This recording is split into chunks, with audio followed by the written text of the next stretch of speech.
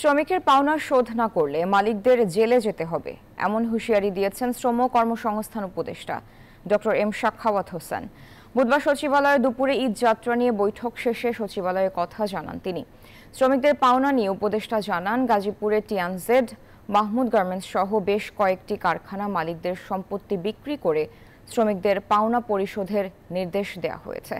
সেই সাথে ২৮ মের মধ্যে বাড়ি বিক্রি করে টিএনজেড শ্রমিকদের পাওয়া পরিশোধের সিদ্ধান্ত নেওয়া হয়েছে। অন্যথায় বিদেশে পালিয়ে যাওয়া ওই মালিকের বিরুদ্ধে রেড অ্যালার্ট জারি করা হবে বলে উল্লেখ করেন তিনি।